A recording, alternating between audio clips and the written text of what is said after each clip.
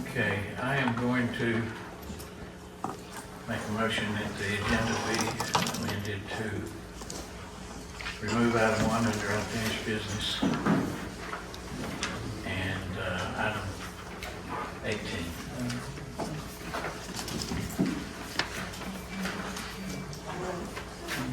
Second. I thought,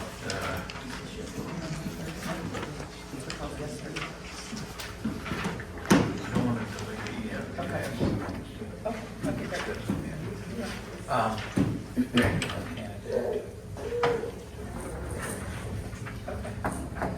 No, I meant this,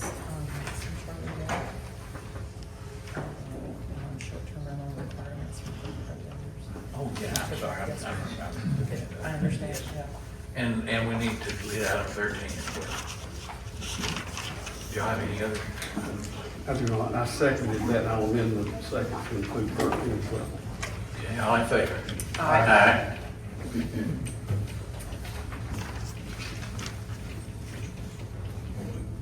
Okay.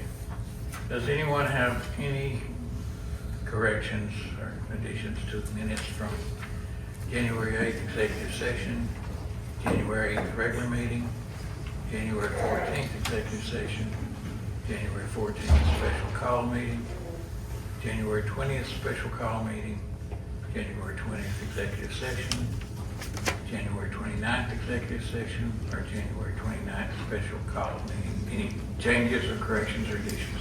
I have none. Motion is those minutes be approved. Second. All in favor? Aye.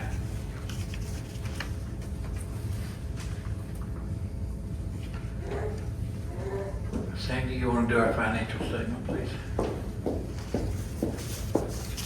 This is the report. This is the financial report for January 26th. Each department should be at 8% of their expenditure budget used. There are no departments over budget as of January 31st. Overall, we are at 6% of the total revenue budget received and 4% of the total expenditure budget used. Total revenue received to date, $3,821,242. Total expenditures to date, $2,875,924. Any questions? Thank you, Sandy. Thank you.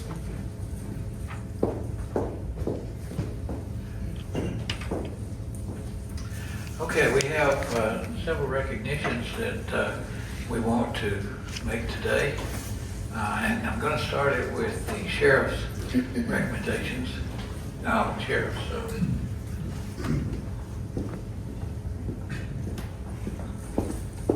First of all, thank you to this board for allowing us to do these presentments in this setting. I think it's more appropriate than if we just do some very small thing in my office. So all across the country, there is an epidemic of people in distress, mental health, and things go on. A lot of bad things go on, but every once in a while, some good things happen. And I've presented similar awards in this type venue with y'all to my deputies in the recent past, but tonight I have 3 arising out of one scenario.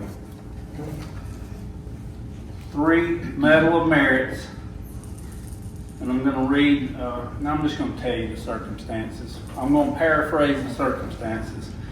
911 received a call on January 7th of this year from an individual who said that they were talking on the phone to a specific individual and gave his address, said he was very suicidal in his conversation, and they were extremely worried about him. They had lost contact with him, and they wanted us to go check on him.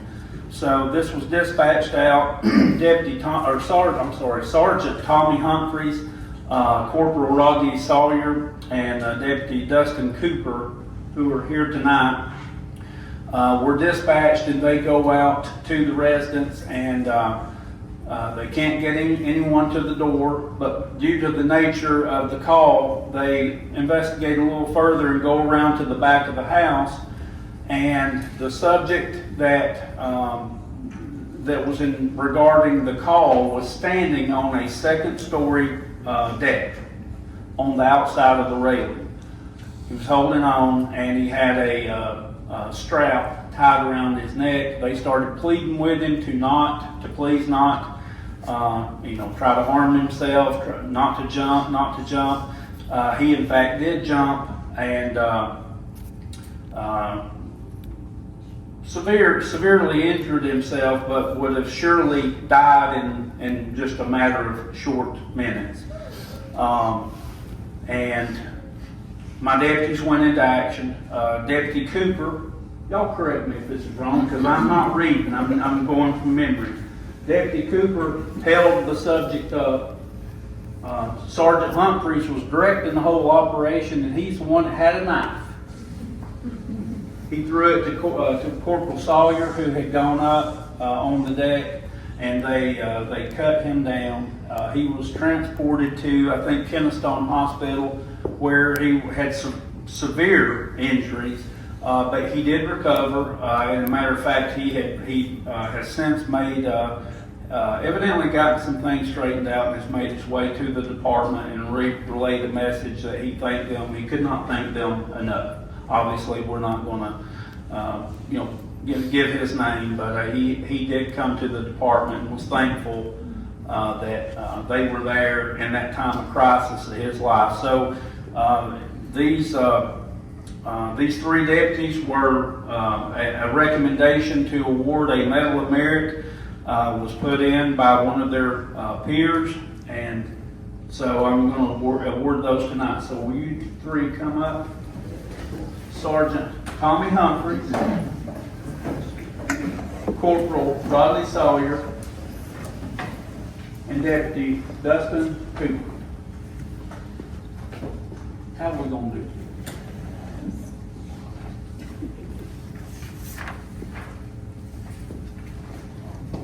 Yeah. We'll get a picture. Okay.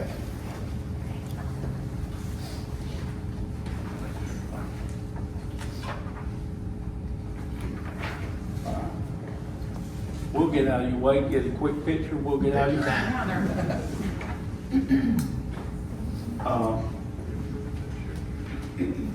I tell you what, you come over here and let's get right in.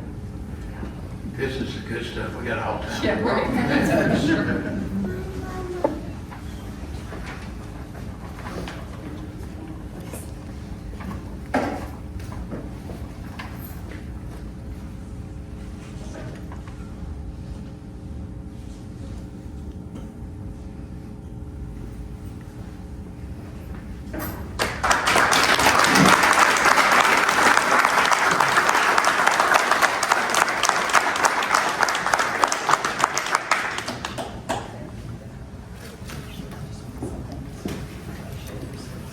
I appreciate the opportunity to do this. Thank you. Thank you.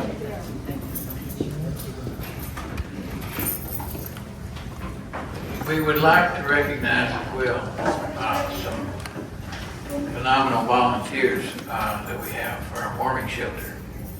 These folks work very hard in sometimes very unfavorable conditions. If it weren't unfavorable, the warming center probably wouldn't be open, but they do a wonderful job. If you would come forward, please, so that we can recognize you. Oh. Yes, I'm sorry.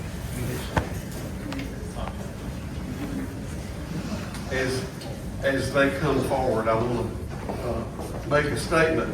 Tonight, we would like to pause and publicly recognize a particularly special group of volunteers who operate our county's warming center. This winter has been unusually cold, and because of that, the warming center has been open far more days than in a typical year. And while this season is not quite over yet, the commitment already shown deserves recognition. What that has meant in real terms is more late nights, more early mornings, more meals prepared, more cots set up, and more quiet vigilance when others were safely at home. Some of you brought food, some of you stayed overnight, some of you remained for 2 or 3 or even consecutive days when temperatures never rose above freezing. All of you stepped forward when it mattered. In doing so, you cared for the least of these in our community, just as we've been commanded. You met people not with judgment, but with warmth, dignity, and simple human decency. We also want to recognize Aaron Freeman and Al Cash, county employees who, as Rachel Tarr has noted, have provided especially salient and profound assistance in supporting the operation of the Warming Center during this extended cold period. Al Cash's steady hands-on involvement has made a real difference in keeping the Warming Center running smoothly. And Aaron Freeman, in his role as EMA director, ensured that this effort had the coordination and responsiveness it required. I also want to say this plainly. We know the volunteers who serve the Warming Center have been patient for more than a couple of years while the county works toward better, more suitable facilities. That patience has not gone unnoticed. The county remains committed to providing improved accommodations for the Warming Center, and it is our expectation that well before the cold weather of 26 and 27 arrives, those improved facilities will be in place to better support both the volunteers and those they serve. I'd like for, did Al and Aaron make it up? Y'all come up too as well, please. And I'd like for my fellow commissioners and I to get a picture with all of them. And we just want to say thank you for what you have done and continue to do for our neighbors.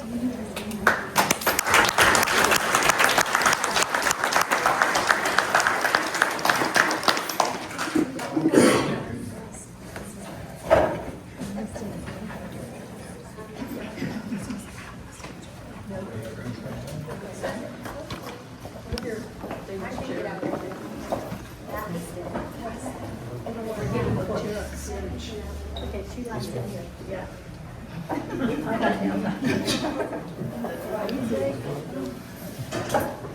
Take a photo. Just shoot it out there.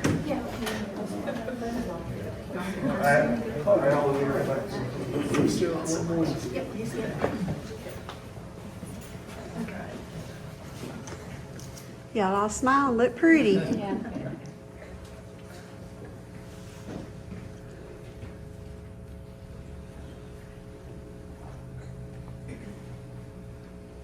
Thank you.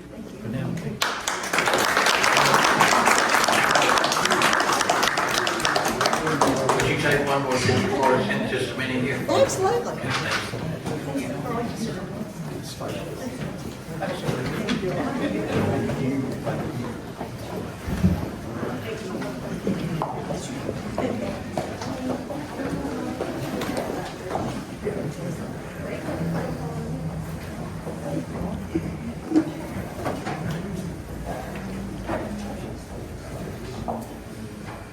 Okay, I'd like to recognize one of our own tonight, Edwina Damon, County Clerk Supreme. Edwina has recently been selected to be the District 1 representative for the Georgia County Clerks Organization in their annual conference. I don't think they could have picked anybody any better, and just wanted to recognize Edwina, and as much as she hates it, get her photograph here.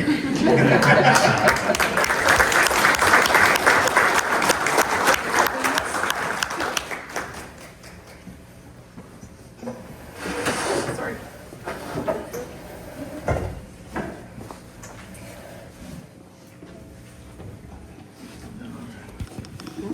Snazzy.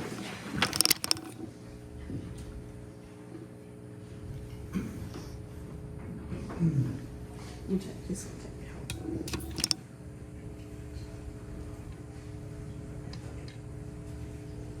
Thank you. Thank you.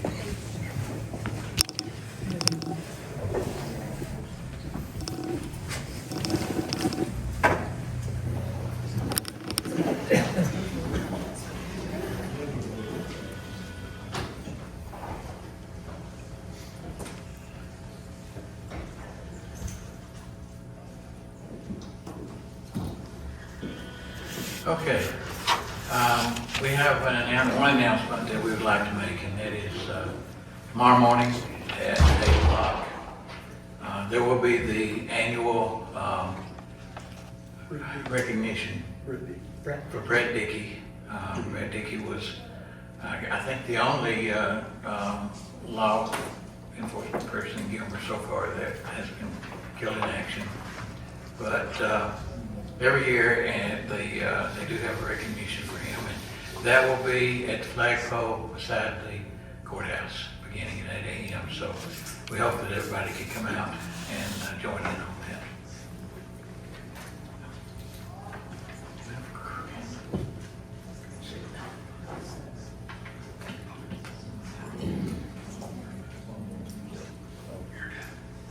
Okay.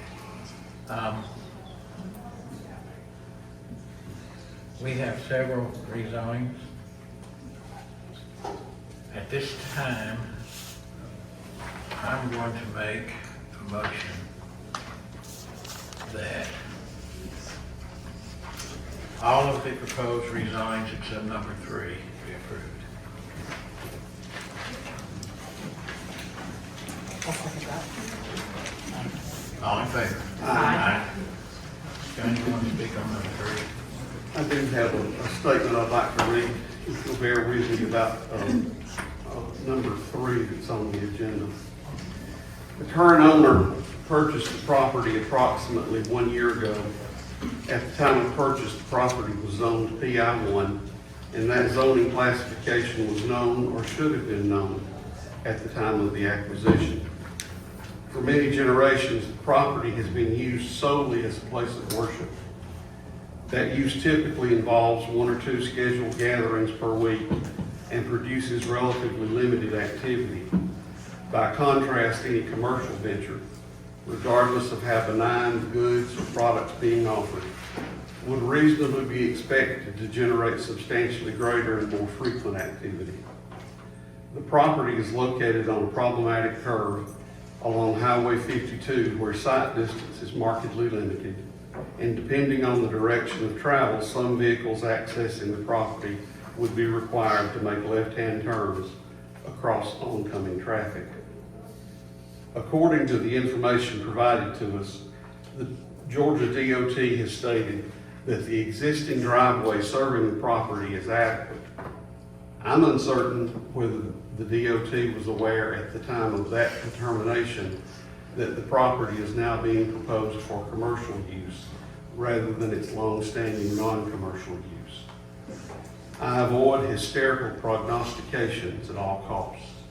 Nonetheless, any commercial use of this property will assuredly result in more vehicle accidents at this location, given the existing roadway geometry, the limited sight distance, and access constraints. The Cook property, the Brown property, and the cemetery property that are all contiguous to the subject property appear to rely on access across the subject property by way of the easternmost driveway and portions of the applicant's property. To my knowledge, the existence or scope of any easements benefiting those properties has not been addressed, regardless of any proposed change in use of the subject property. For those reasons, and based on the conditions I've named, I'm unable to support this requested rezoning, and I, at this time, make a motion to deny.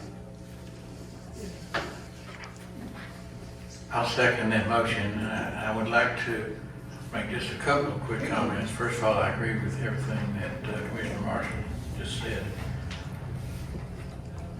I want to take it, I guess, one small step further, though. I was trying to think the other day what would be a suitable use for this particular property. And I couldn't really come up with anything. It seems to me that the only thing suitable, the only use suitable for this property would be if somebody wanted to start another church. And I just want to say how disappointed I am that this property was sold to begin with, because to sell property that you're pretty confident can't be used for anything I think it's just not right, so, I did want to weigh in on that. Sure, I will make a few comments as well. In my travels, and I live here in LJ because I love small town America, and I love Georgia and the small towns in Georgia. And when I travel and go places, I usually go through the small towns rather than going through the big cities. And there are, unfortunately, a lot of small towns who their churches are no longer, their members can no longer support it for whatever reason. Things change and churches move and things happen.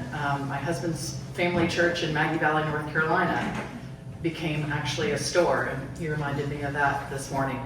I have another friend that has a antique store that they turned an old historic church into an antique store, and she still reveres the history of the church in the store. And so there are other things happening to churches across the country just to maintain the building. I feel for Mr. Rattleman. I in no way was of support in his first attempt at changing the zoning to be a winery of any kind. But he's a farmer, or he has a farm, and that whole row of 52 East is full of our wonderful farmers, and he wanted to sell some of his farming products. To me, in my opinion, that it would be, I think, a sweet place. I would go into a church to be a farm store, and especially an old historic church. However, the cemetery is a whole different factor to me. When I drove around and looked at the family names on that cemetery, those plots really hurt my heart. So I understand the family's concerns, and the easements, the easement or lack of easement or lack of anything in writing is really my big reason for the no, that I will support this denial of this zoning change. But as we realize and grow, that we are growing a little bit and things are changing here, I think Mr. Rattleman, I do think the property owner was trying to be respectful, and he did put the trees up and is trying to do the right thing. And I know he was going to have a little wall of history of the church's history there inside of it. So he is one of our farmers, or part of our farming community, so I don't want to totally shun him for this idea of this, and we'll just see how it goes. But for me, I will, if we're doing an all in favor, I will continue in agreement that this zoning request be denied. Well, we have a motion and a second, so all in favor? Aye. Okay. That brings us to citizens wishing to speak. Anybody that would like to speak on any topic, if you would, go to the podium and state your name.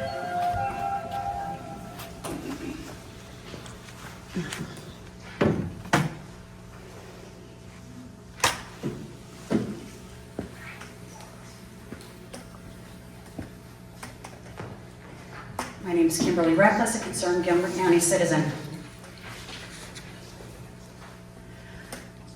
I too sympathize with the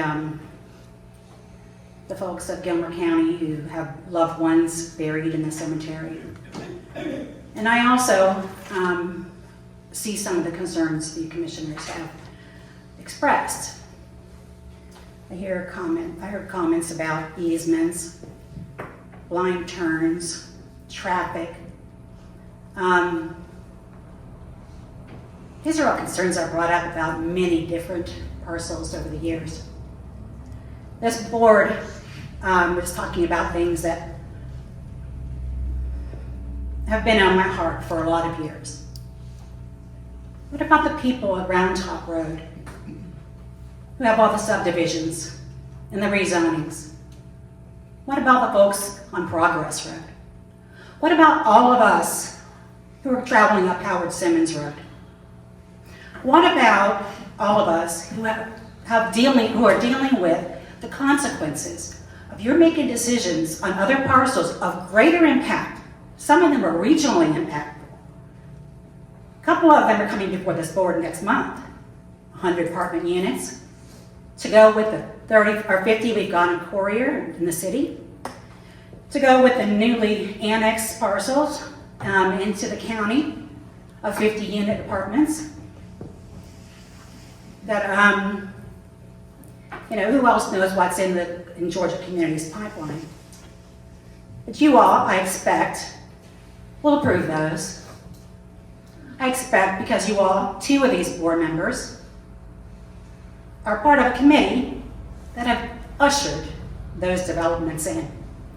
So forgive me if you are grandstanding about what is appropriate with traffic, public safety, and easements, and the comfort of citizens, because it falls on deaf ears with me, because I know you're hypocrites. Thank you.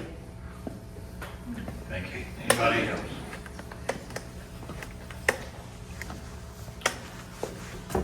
All right. Next item then is going to be discussion of possible actions of budget amendment. We have 3 items for that. We have 2 buildings that we have to address, repair, replacements on. We've gotten some estimates on that, and we still have some more to get. It appears to me from what we've got that to demolish and replace one, demolish a portion of the other, that we're probably looking at somewhere around $175,000. And we also have a $5,000 increase for the risk measure. So I am going to make a motion, and it will have to be from the general fund, that we do a budget amendment for up to $175,000 to correct these 2 problem buildings, unsafe buildings, and the risk measure. I'm going to second this so we can have some more discussion. Is there any anything on there about if we need to bid any of this? We will if we have to. Well, we will certainly if we have to, yes. Okay. That would be what Jeff carried.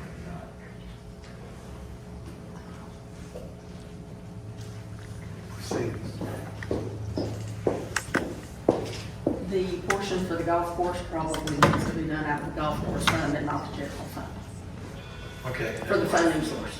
That'll work. I'll modify my motion. I'll modify my second. Okay, any other discussion?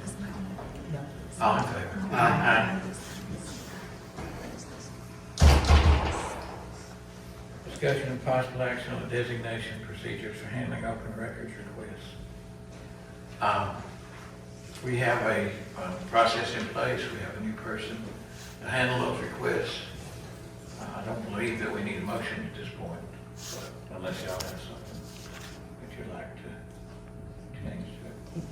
So we'll just note that we have taken action to better process open records requests.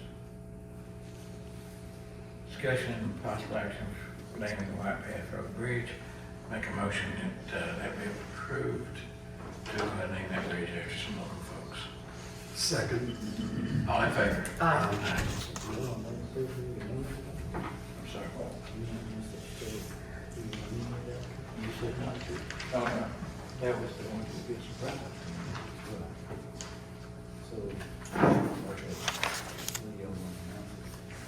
I thought the family wanted to.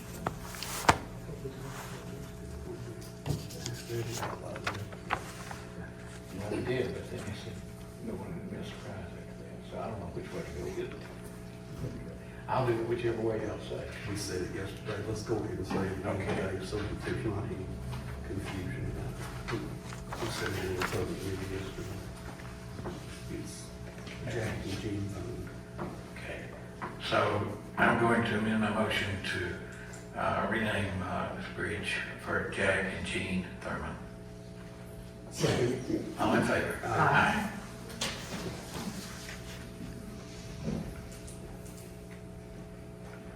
Discussion of possible action on the road paving list. The road paving list is something that's been in place for, I don't know how many years. And the policy has been that we can't pave a road unless it first has been added to the road paving list. In recent years, that's become more and more, in my opinion, irrelevant.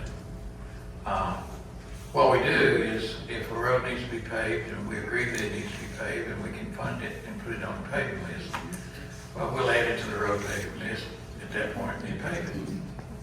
That being the case, I don't see the point of maintaining a separate list. If a road needs to be paved, we just put it on there and pave it. It seems to me that whatever this was supposed to address, it's not addressing it anymore.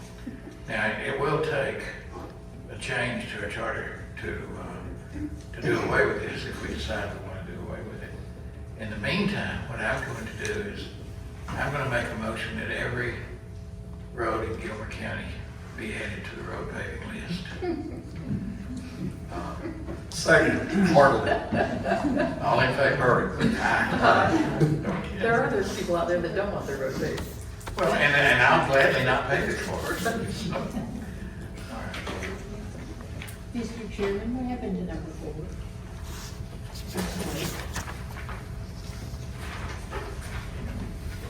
I have been known to skip over.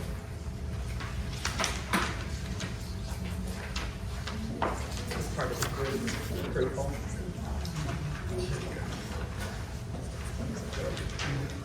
Okay, that was approved. We did. What we did was we said that all of the zoning requests, except for number 3, would be approved. And we voted on that, so those were approved. But 3 was pulled out and denied. Oh, okay, I just wondered. Yes, If I- sure. Did I miss something? Okay. Well, So he sometimes can- with, He can build then, right, I mean, I'm the owner, for number 4, yes. you're good to go.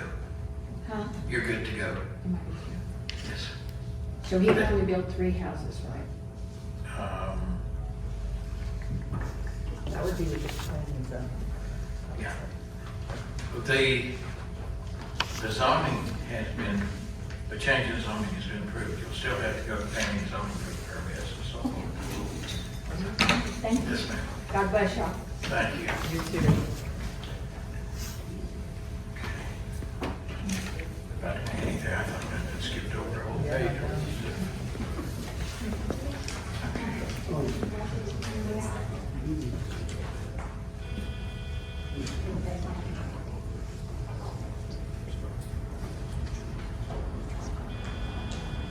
Okay.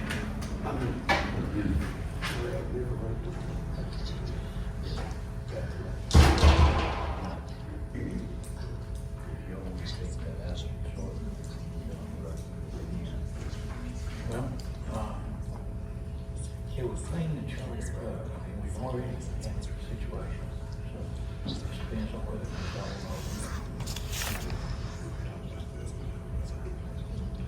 over. Oh, we need to do that.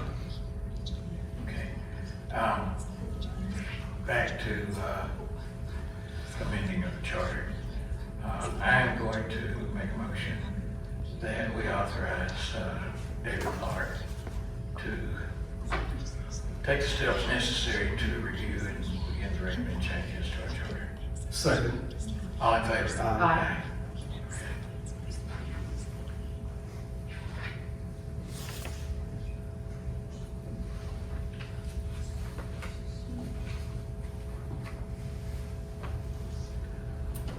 That brings us to discussion and possible action on naming a member of the election board.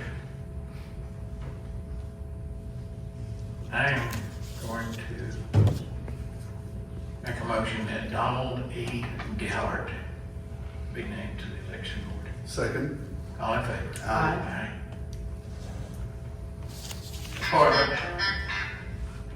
Appointment of a member to the short-term rental board. I have 2 motions to make on this. The first would be that an existing member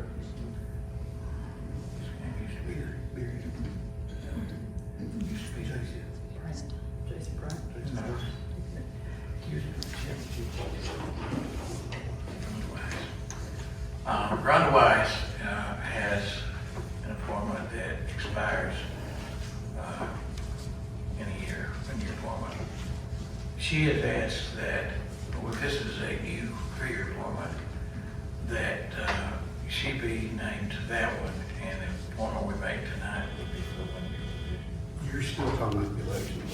Yes. Can I ask a question? We still have- It was appropriate for Rhonda Wise to be appointed to that elections board when she was the GOP chair. The GOP chair has changed since. Has the new GOP chair been invited? Not that I'm aware of, I don't think there was a. It was part of the decision making and it's in the open record.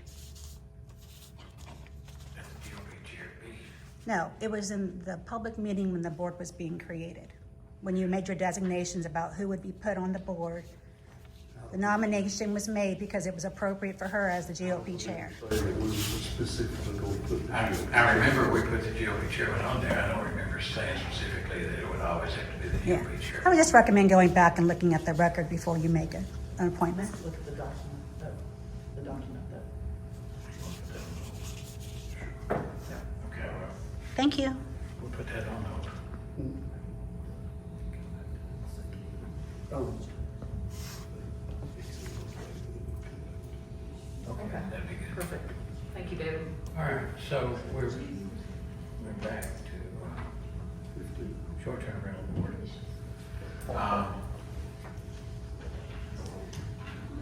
This will be to replace Mary Abernathy, who's coming off the board since she's the director of the department now. And I would make a motion that Mike Dempsey of the fire department would be named to that board. Not to be precise, but we're naming the replacement of Jason Bryant, not Mary. We've already Mike replaced Johnson. Mary. This is replacing Okay, Jason. folks, this is not working out. Sorry, Charlie. I don't care who we're naming the replacement for. The motion is to replace somebody with Mike Dempsey. I'd like to make a statement that the chairman is not well, he's not feeling well, and is in a lot of pain. And he has my sympathy because I've been exactly where he is. So I'm gonna second whatever. Well, the problem is because the chairman is not feeling well and in a lot of pain, he did not prepare like he normally should for this. So, there you You're go. doing great. Um, So Mike Dempsey will replace Jason Bryant. Yeah, okay. That was the intent. And I second it. All in favor? Aye. Okay. Well, this is an interesting discussion, possible action on banning foreign ownership of agricultural property in Gilmer County. I still think that's a good idea. But I'll throw it open. for I would discussion. like to hear some verbiage and some guidance from our attorney. And we hold that off before we. Why don't we authorize him to come up with that then? That I language. think that's a great idea. I'll make that in the form of a motion. Second. All in favor? Aye. Resolution to approve an annexation request for the city of LJ. Representative Chastain has indicated that they would like to have a resolution from us to approve that. It's not an essential part of this, but since this will be going through the legislature, they would like to know that we're okay with it. So what I'm going to do is I'm going to make a motion that we have a resolution approving this. And what I'd like to do is get in touch with Chairman, with Representative Chastain and see what he would like that resolution to contain. How it should, yeah, he wants it to read. That's fine. I'm good with that. Okay. You made a motion? So, Second. All in favor? Aye. Can you clarify, was that a motion to have the meeting with Johnny Chastain, or was that a motion to approve the annexation? Well, it was a motion to provide a resolution saying that we're good with the annexation. The actual annexation approval, as I understand it, is going to go through the legislature rather than through us. Okay, thank you. But they would like to know that we're okay with it, so that's what this resolution is. Thank you.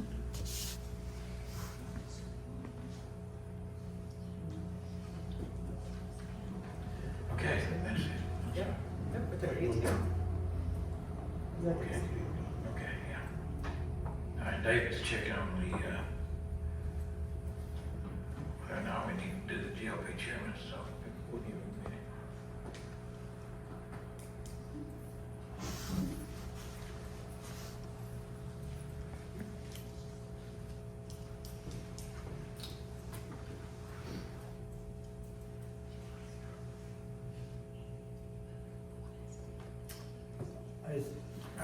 Is to be composed of 5 members, each of whom shall be an elector and resident of the county. They're appointed by y'all. At all times, the board must have at least one representative of the political party whose candidate at the last preceding regular general election held for the election of the governor received the highest number of votes in the state for governor. And the other must be one representative of the political party whose candidate at the last preceding regular general election held for the election of governor received the second largest number of votes in this state. So all it requires is one Republican and one Democrat. Does not require any particular capacity as far as holding a position with another party. Let me say this, though, in terms of appointing her, she was the GOP chair at that time. At that time. And we met, if it was a requirement, which apparently it's not, we did meet that requirement. I don't think that the intent would be that if that person's still on and somebody else resigns, then we gotta put another GOP chairman on. Otherwise, if people resign, we'll end up with a whole string of GOP chairmen.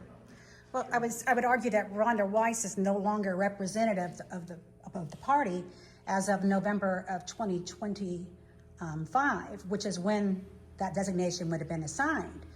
So she doesn't fit. I mean, I like Rhonda; she's a friend of mine, but this is it should be as was intended. If you go back and look at the minutes, as I've asked Edwina for. We read the documents.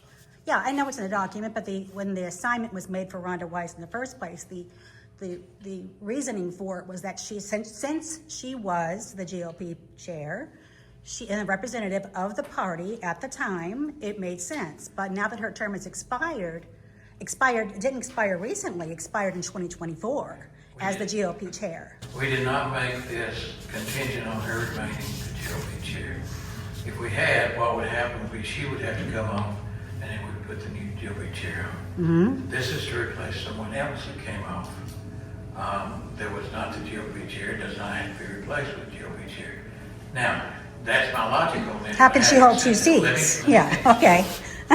That's my logic on that, but having said that, we've just read, David's just read the document that states that there is no specific provision we can appoint, other than the fact we have to have at least one person from the opposition party, and not have all, in our case, all Republicans.